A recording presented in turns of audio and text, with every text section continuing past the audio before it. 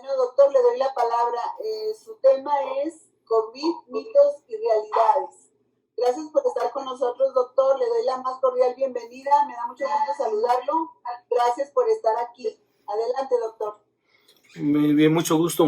Buenas tardes a todos.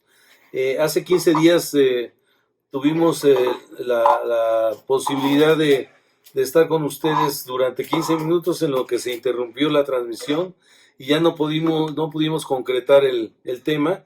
Entonces, en virtud de eso, vamos a hacer un pequeño resumen de lo que vimos la ocasión anterior y le damos continuidad para ahora sí desahogar el tema como lo teníamos planeado.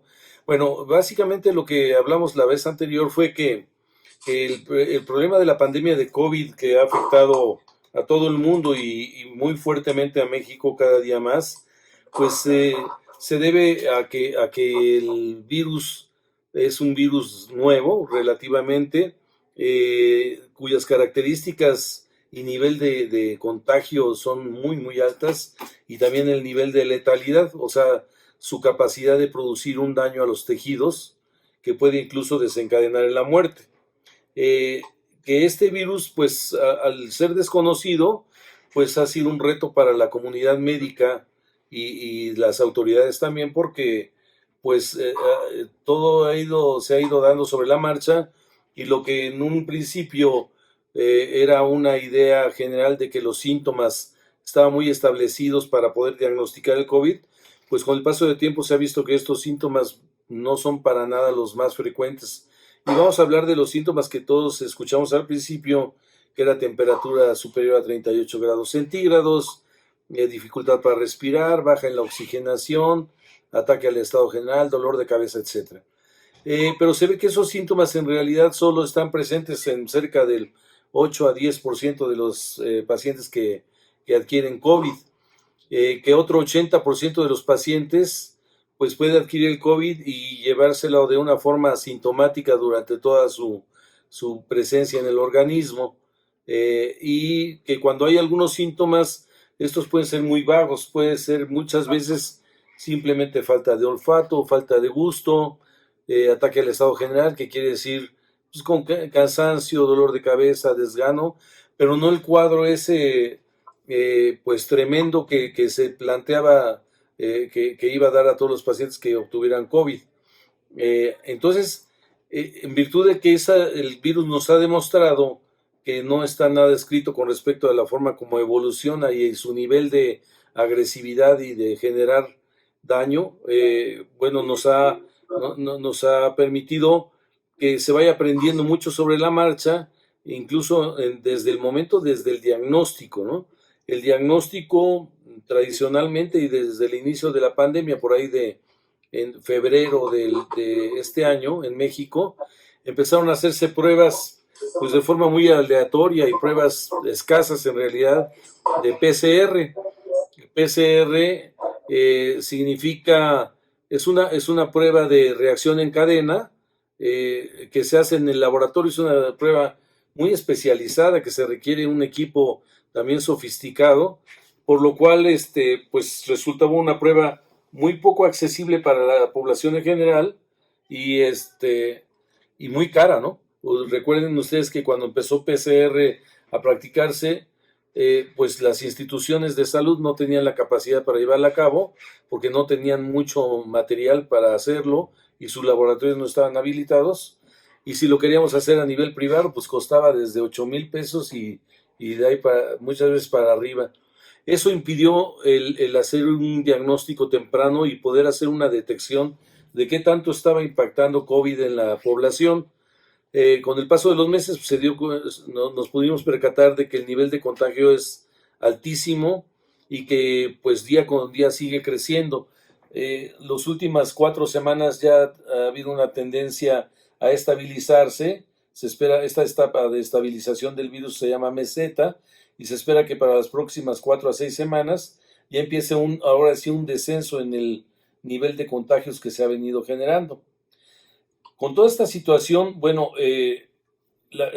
tanto los trabajadores como la población en general, que ha entrado en problemas tremendos de tipo socioeconómico derivados de la pandemia, pues no saben cómo afrontar la situación, no tienen a dónde recurrir porque si no tienen ningún servicio institucional o un seguro de gastos médicos, pues se encuentran desprotegidos y tienen que entrar en los sistemas de detección que existen en el gobierno, que es reportarte a una línea en donde pues tardan mucho en atenderte, que cuando te atienden, si no tienes los síntomas clásicos, dicen que no tienes COVID, entonces no necesitas la prueba, y muchas veces resulta que eras asintomático en ese momento, y luego vienen las complicaciones. Ya sabemos que las complicaciones se dan principalmente en aquellos grupos vulnerables, lo hemos escuchado todos hasta el cansancio, los pacientes, las personas mayores de 60 años, y si pueden ser o no diabéticos, hipertensos,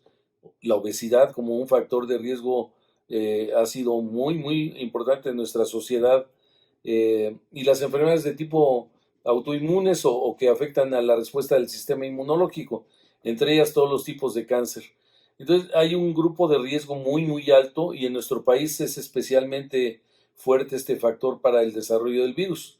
Por eso es que tenemos una alta prevalencia de infección, porque somos de los países de los primeros lugares nada honrosos en obesidad, en hipertensión y en diabetes, ¿no? Entonces tenemos 3 de los factores de riesgo muy diseminados en la población, lo que hace que la gente de pronto nos enteremos que una persona de 35 años de edad no tenía nada más que obesidad y de pronto a los 3 días de que adquiere el virus empieza con complicaciones graves que lo tienen que llevar a hospitalización, muchas veces a necesidad de intubación y finalmente la muerte. Entonces, la situación sí es delicada. El virus, pues a ser también nuevo, pues no se tiene un tratamiento especial. Se han ido diseñando tratamientos conforme nos vamos enterando que a nivel mundial ha funcionado una u otra sustancia. Los médicos nos hemos dedicado a integrarlos a un esquema de tratamiento que no está uniforme. Cada médico, compañeros míos, tomamos algunos de los medicamentos y los combinamos como creemos que va a funcionar. En lo personal, nosotros hemos tenido mucho éxito aquí en el sindicato de telefonistas con el tratamiento que hemos logrado integrar después de 6 meses de estar luchando literalmente con esta pandemia y en aprendizaje de cómo se comporta el virus y cómo lo debo yo primero de identificar y luego tratar. Incluso muchas veces tomamos la decisión también de tratar de forma preventiva a los asintomáticos, porque el problema del paciente asintomático, que es un gran porcentaje, es lo que nos lleva a ese nivel de contagio tan elevado que se da. Porque el paciente asintomático, pues al no sentirse mal, sale a la calle. Nosotros, el mexicano, somos muy dados a pensar, no, a mí no va a pasar nada, a mí no me va a dar en la familia, y salen sin cubrebocas, traen el virus, no tienen síntomas por su sistema inmunológico, pero sí tienen la capacidad de estar contagiando a todo mundo que se encuentra, ¿no? Se calcula que un paciente asintomático o sintomático que tiene el virus contagia a 9. Y entonces imagínense ustedes, no tienen que imaginarse mucho la cadena que se hace de contagios, pues por eso nos lleva a niveles exponenciales de contagio día con día. Ahorita ya estamos rebasando no sé cuántos cientos de miles de casos identificados y más de 55,000 muertes para estos días. Entonces la situación no está para nada controlada.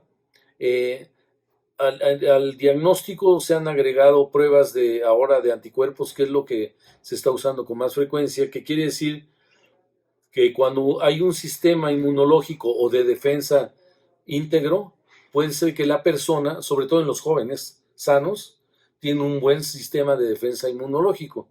Entonces reaccionan bien ante el virus, producen primero células que atacan al virus en una primera etapa y en una segunda etapa, que es más o menos las 2 primeras semanas de la infección, empiezan a producir otro tipo de defensa que se llaman anticuerpos. Ya se diseñaron, ya hay pruebas confiables para medir los anticuerpos, que son las que ahora se usan con mucho más frecuencia y que se van a usar más para el regreso a la nueva normalidad que se denomina, para identificar la gente que pudo haber sido asintomática o sintomática, pero que generó o no una respuesta inmune. Entonces, si ustedes van a escuchar por ahí que cuando vayas a regresar a trabajar, si estuviste asintomático o tuviste el virus, deben de hacerte una prueba de anticuerpos para verificar que ya tengas una defensa. Si tú tienes un sistema de defensa ya íntegro o generado por el virus que se llaman anticuerpos de dos tipos, IgM e IgG, eso quiere decir que tú ya no puedes volver a ser contagiado por el virus por lo pronto, más o menos en un periodo de unos 6 a 8, máximo 9 meses. Es decir, la inmunidad que genera el virus en la gente sana le da protección a esta persona durante un periodo máximo de 9 meses. Pero como van los avances de la vacuna actualmente, pues se espera que dé tiempo a que esas personas que generan anticuerpos, para cuando aparezca la vacuna, ya ojalá se logre esa campaña de vacunación masiva para que la mayor parte de la población quede ya protegida de este virus que ha resultado tan agresivo que ha cambiado la forma de vivir en todo el mundo. Y bueno, que a nivel de las asociaciones, instituciones, etcétera, organizaciones de tipo sindical o partidista, es importante que se difunda la información porque hay mucha mala información o muchos mitos alrededor de esto del virus, que si fue provocado, que si es nada más para generar eh, compra de medicamentos que van a aparecer para el mismo, etcétera, etcétera. Yo creo que hacer conciencia de que a la gente de que el virus en realidad existe, de que ha provocado mucha muerte y que no es necesario que llegue a morir una persona de la familia o una persona cercana para que yo crea que existe el virus. Así es como mucha gente ya ha convertido esa incredulidad en creencia cuando se le muere un familiar cercano. Entonces es muy triste esperar a eso porque la gente hay que hacer más difusión de concientización de que el problema existe, que es un problema grave, que puede resultar grave y que va a tener todavía unos meses de actividad, pues se calcula que por lo menos los próximos 3 4 meses todavía va a haber una buena cantidad de contagios de personas que van a adquirir el virus y un porcentaje cercano al 20% va a tener algunos síntomas y el 10 al 12% pues pueden llegar hasta la muerte. Entonces sí, creo que sí, es importante haber tenido esta oportunidad de platicar con ustedes, pues para que se lleven la información y cada uno de ustedes se vuelva un difusor de esto que he estado comentando y que si tienen ustedes alguna duda con respecto a esto, lo quise hacer de una forma lo más sencilla posible, sin tanta terminología médica, que existe mucho alrededor del virus, pero que creo que llevarse la esencia de la información es hay que seguirnos cuidando. No, nunca he sido muy partidario del quédate en casa porque en realidad hubiera sido mejor tal vez concientizar a la gente de que si vas a salir, debes salir protegido, porque muchos de los quédate en casa han entrado en esos grupos de estadística de muerte, ¿no?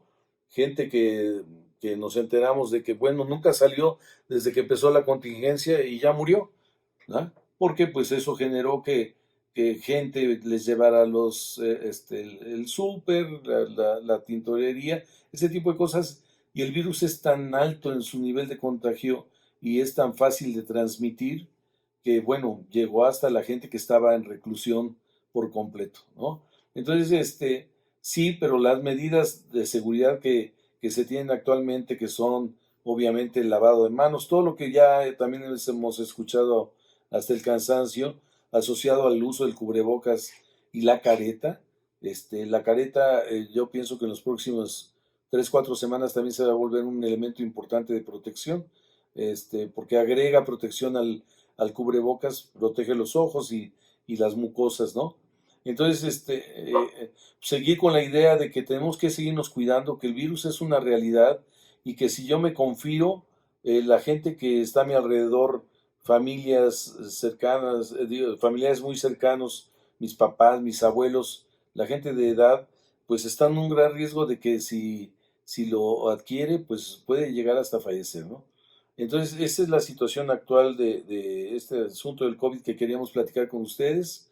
y no sé si tengan alguna pregunta, algún comentario que quieran hacer. Compañeros, si tienen alguna pregunta al doctor, algún comentario, estamos a sus órdenes.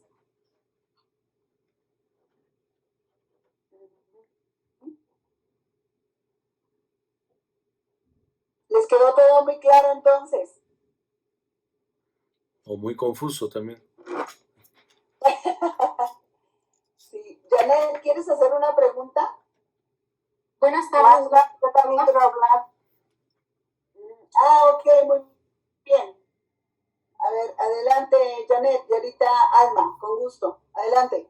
Sí, gracias, contadora Magda. No, muy clara la información que está bajándonos el doctor Plata referente al tema del coronavirus. Cualquier cuestión, de todos modos, si quieren tomar nota de mi correo electrónico y los teléfonos aquí en el sindicato, con todo gusto. Si tienen una duda en particular de qué es lo que estamos haciendo acá para tratar de enfrentar este problema tan serio de salud, pues con todo gusto se lo podemos compartir a través de información que tenemos escrita, cómo hemos desarrollado los protocolos de salud, seguridad e higiene, y que nos han permitido pues tener números pues si no bien perfectos, sí bastante aceptables en cuanto al impacto del virus en los telefonistas. Magda. Ok, perdón, Alma, creo que Alma quería hablar, ¿no, Alma? Sí, adelante. Ahorita Hilario, con gusto. Sí, gracias. Quiero preguntarle al doctor, si yo ya tuve COVID, ¿cómo puedo pedir el estudio para ver si ya tengo la inmunidad que comentaba? Así es. ¿Cómo puedo ir a un laboratorio y pedir el estudio? Sí, Alma. Hay varios tipos de estudios, todos se llaman pruebas de anticuerpos o pruebas serológicas. No, Sí. Se fue el audio, doc. A ver. ¿Ahí me escuchan? no se escucha bien. A ver, déjame. ¿Ahí? ¿Ya me escuchan? Qué raro, ¿no? Doc, no se te escucha, se fue el audio. A ver, ¿ahí me escuchan?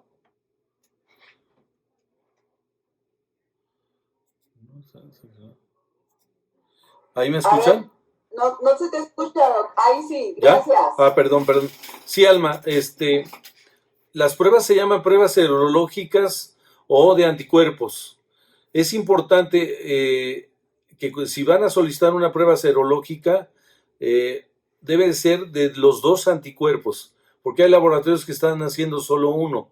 Los dos anticuerpos que se miden se llaman IgM e IgG, o sea, M y G. Para que sea confiable la prueba deben de solicitar los dos, Alma, IgM e IgG. Si quieren, anoten mi teléfono y yo con gusto los puedo orientar dónde están haciendo las pruebas de IgM e IgG, que además deben ser muy confiables. Hay muchas pruebas en el mercado que no tienen un nivel alto de confianza para realizarlas. Pero entiendo que... ¿Perdón? No le escuché, perdón. Les voy a dar el teléfono, el celular creo que es el más práctico, es 55 54 16 18 45 aquí en la Ciudad de México. Como veo, hábleme en particular de cada uno de los casos para que yo los pueda orientar en su ciudad dónde pueden realizar el estudio. No todos los laboratorios tienen representación en todas las entidades, pero conozco de algunos, por ejemplo, estoy viendo que esta gente de Coahuila, de Nuevo León, acabamos de estar en Monterrey, y hay laboratorios que están haciendo las pruebas de los dos anticuerpos. Entonces, sí tomaron mi Por celular. favor, cierren sus audios para que no hiciéramos el ruido, por favorcito. Gracias. Entonces, Disculpe, doctor, adelante.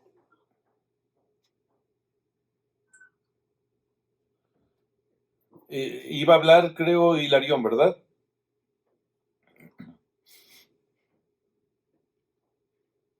Adelante. Ok. Sí, adelante, compañero Hilarión. Adelante. Sí, Magda, buenas tardes a todos. Oye, para preguntarle al doctor, mira, yo también ya fui víctima del COVID. Sí. Fui prácticamente asintomático, a excepción de la oxigenación que se me bajó algo. Ya. Y dolor articular. Sí. Mi pregunta es la siguiente, doc. Aquí en Nuevo León nos están pidiendo mucho la donación para el plasma. Sí.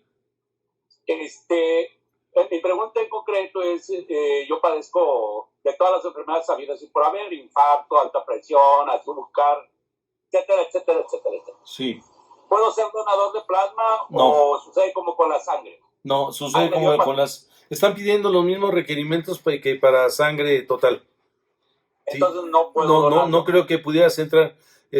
Uno de los factores importantes, por ejemplo, diabéticos, hipertensos, no es conveniente, ¿no? Se supone que es persona que es asintomática, pero sin riesgo de vulnerabilidad. Okay. Sí. ¿Alguna otra pregunta? Isaías.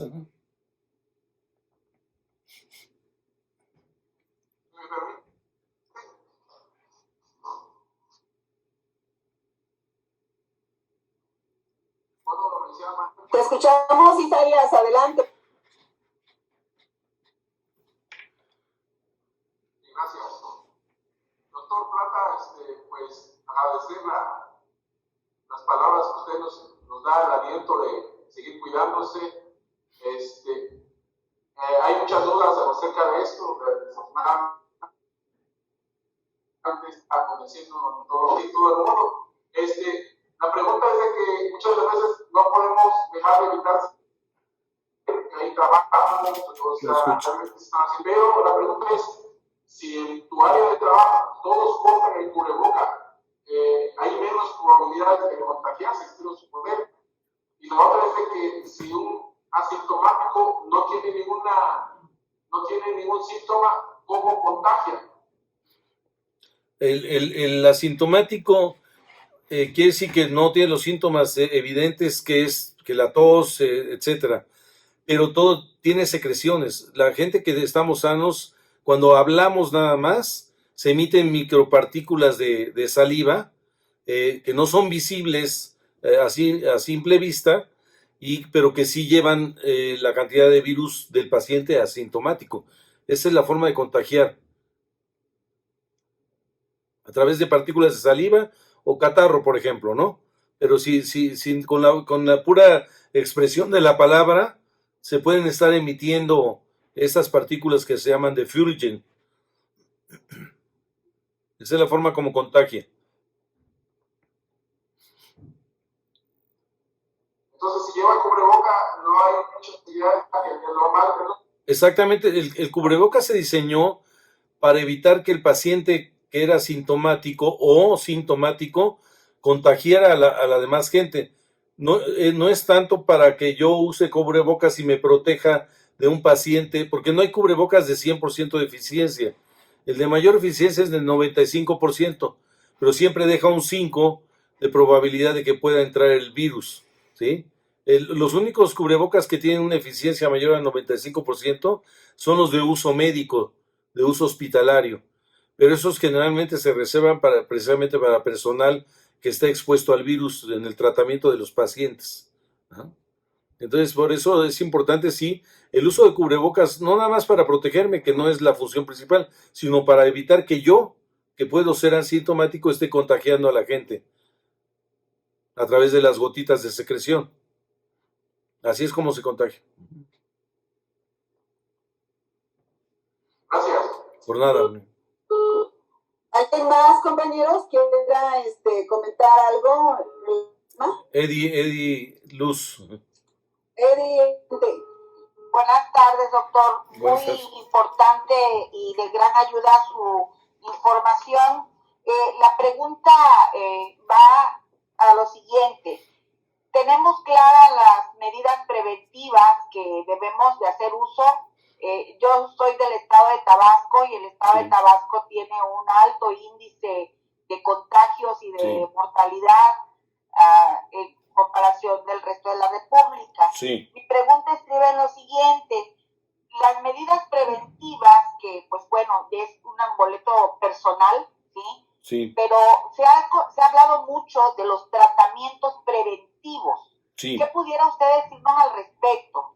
Sí, de hecho, hace un rato en la plática les comenté que el tratamiento se daba incluso a pacientes que fueran sospechosos, asintomáticos, y con la simple sospecha de que pudiera traer virus, aún sin tener prueba, nosotros les estamos dando tratamiento.